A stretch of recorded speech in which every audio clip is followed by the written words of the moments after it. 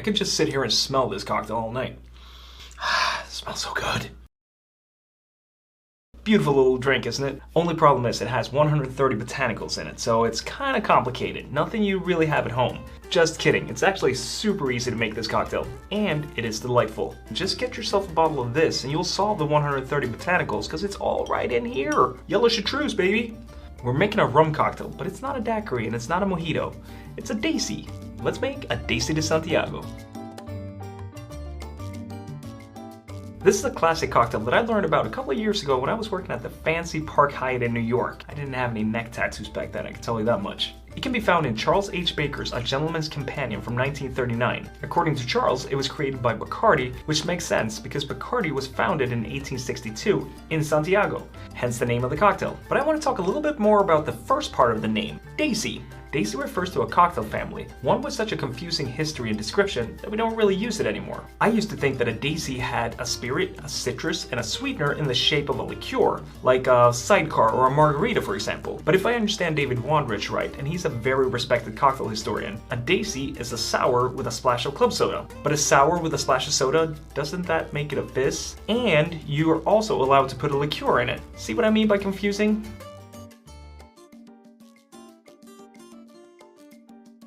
Anyway, my conclusion is this. A Daisy is just another cocktail family that got lost in time, probably because it didn't make any sense anyway.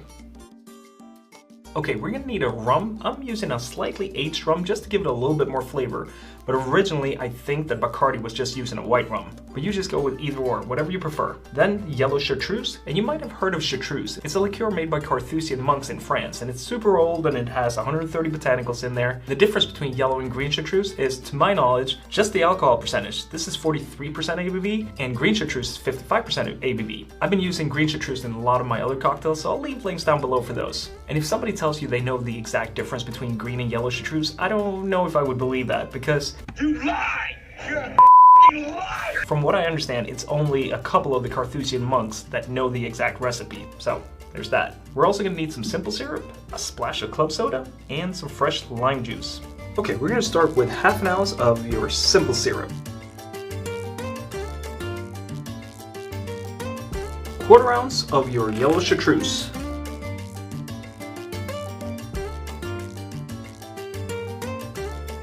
3/4 ounce of fresh lime juice, and 1.5 ounce of your rum.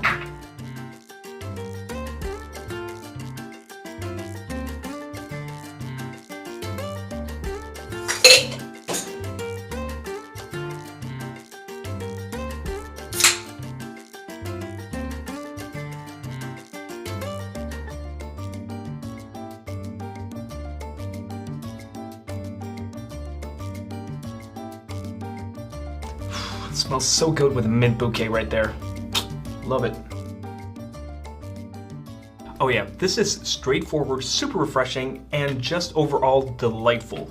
Like, you can't go wrong with this cocktail. Obviously, it is very similar to a daiquiri with the addition of club soda, but that little bit of yellow Chartreuse adds so much complexity that it turns it into a completely different cocktail, and it is fantastic. This, to me, is just another example of a great cocktail where you don't have to be super complicated. This is it.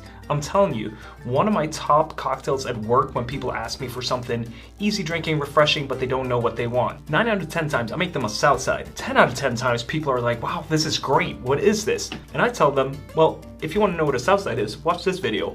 But my point is, it does not have to be complicated. This is it. You're gonna blow people away, I promise you. Just remember to use fresh lime juice. Also, about the garnish, in The Gentleman's Companion it says garnish it with a mint bouquet and seasonal fruit. I don't really know what seasonal fruit is, so I just got some raspberries because I had some and they look beautiful on the cocktail, the red and the green, or the pink and the green. Now hit that like button, subscribe to my channel, and I'll see you next time, friends.